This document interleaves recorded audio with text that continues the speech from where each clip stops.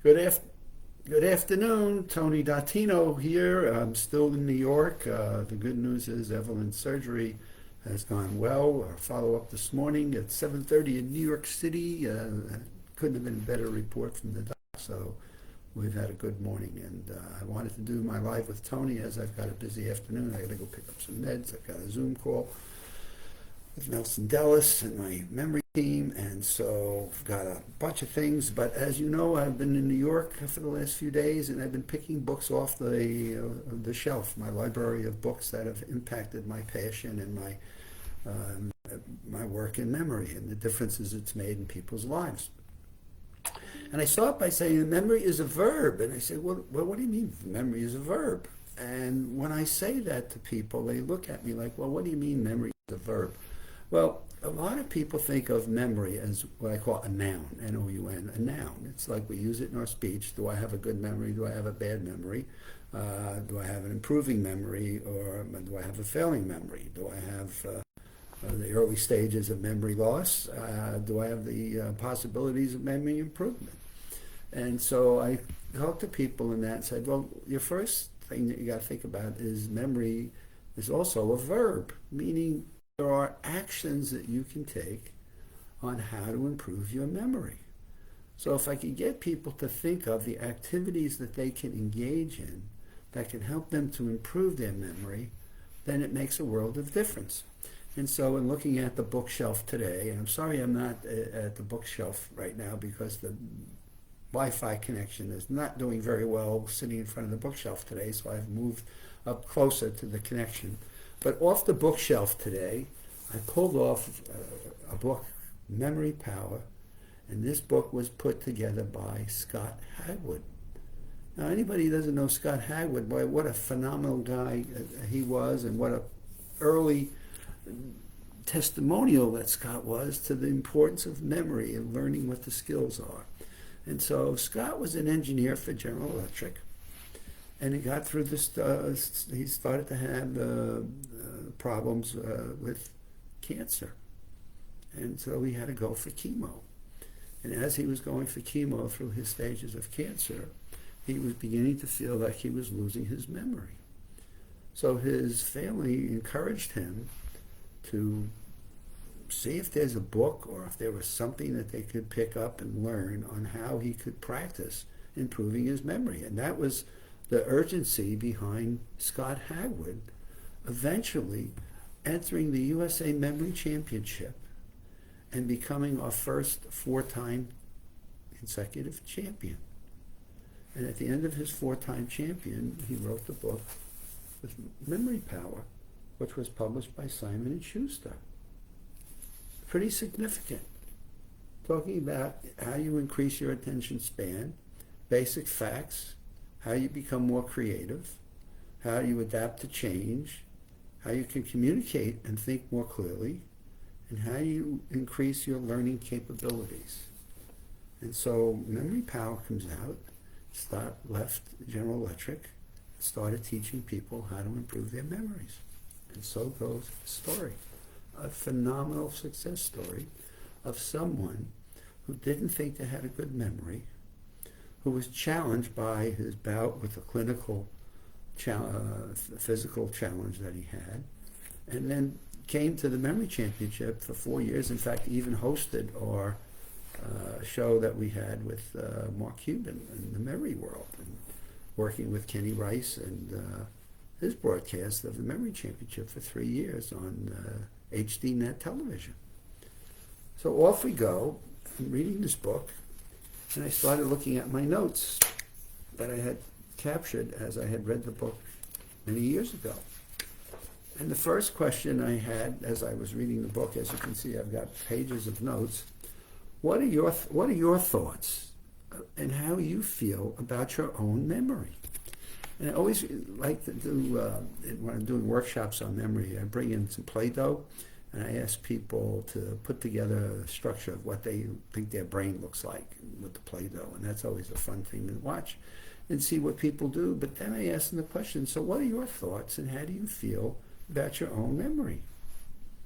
And it's unfortunately how negative so many people are when they think about their own memories.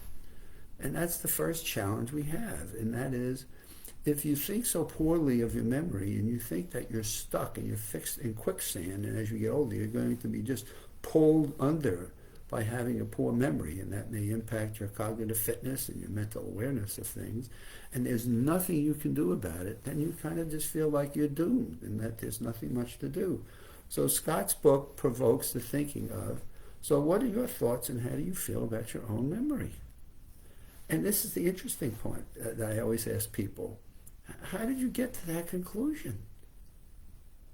You don't, have you studied it? Have you learned? Have you had scans done of your brain? Have you had, experiences where you just have not been able to get through the first grade of learning or the second grade, and therefore you're stuck in kindergarten? How did you get to the conclusion that you cannot improve your memory? Where did you get that belief from? And so, as we've learned in 24 years of running the USA Memory Championship, there are things you can learn. And we put them in an online course called the Maximum Memory Mastery, which begins to give people an opportunity to say, okay, if you think you've got a bad memory, let's take a look and let me give this course a try. And let me just see if by any chance I can learn something. And we designed the course to give you benchmarks. So you have the beginning and an end, and you can study and do a benchmark before learning a skill, and then you can apply it, and then you can benchmark at the end, so that you can get to see that maybe your conclusion of you having a poor memory is an invalid conclusion. And maybe it's time for an update. Maybe it's time for you to change your thinking and feelings about your own memory and come with, I can do this. You know what? Scott Hagwood could do this. And he writes a book about this and goes on and teaches memory skills and things. So what are some of the things that are stopping you? So let me ask you a different question. What would the benefits be if you could improve your memory? What might that change in your life? What thoughts may that give you that you don't have today? What feelings, what emotions might that touch? Are you someone that's worried about a relative, a grandparent, a mom or a dad, or a brother or sister that's had dementia or has got Alzheimer's or some form of cognitive impairment? Are you somebody that has an anxiety about that and wonders, God, is there anything I can do about this? And my God, there's billions of dollars being put in on Alzheimer's and brain research today, and yet how often do we say, maybe there's a book we can pick up, maybe there's a course we can take that can make a difference? It's changing. It changed the life of an engineer that worked for General Electric. So what are those benefits that you can see that might be able to change? So I'm just going down a few of the questions here. So write some of these things down. And I say to people, there's a difference when you write things down, because it helps you, first of all, really externalize your thinking and makes it a much more self-aware to what you're thinking about your own, in this case, memory, your own, how did I get there? Why do I feel like I'm stuck in this place and I can't get out of it? Why do I feel like I'm being pulled underneath by the tide or the quicksand that's underneath my feet? And so I say, writing them down. Now here's what else happens. When you write something down, you now look at it, so you externalize not only your sense of touch, but you externalize your sense of sight. You're now looking at it. And then as you look back at it, if you verbalize it, you've now engaged 3 of your senses.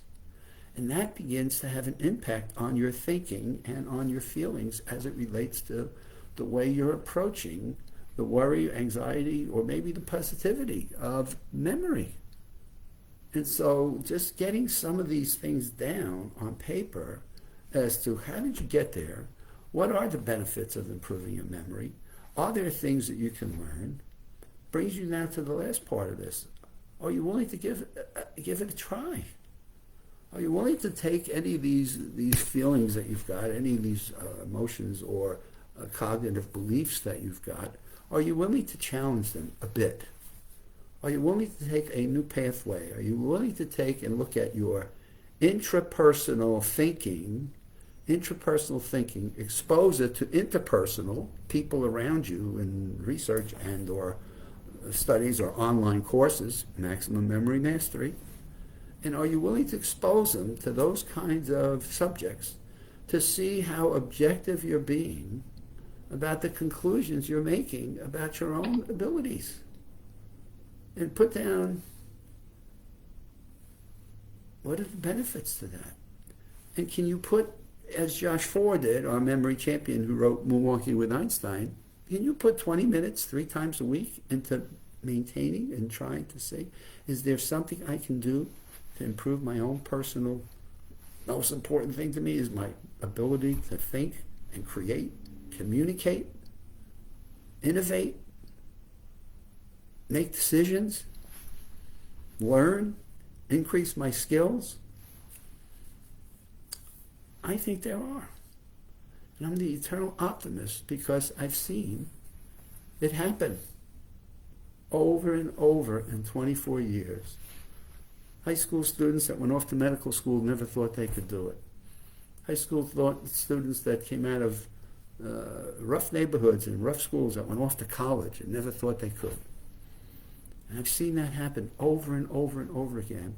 And I often wonder, why aren't we teaching more of these fundamentals? Why aren't we sharing more of these principles faster and quicker? They're coming. We're going to get there.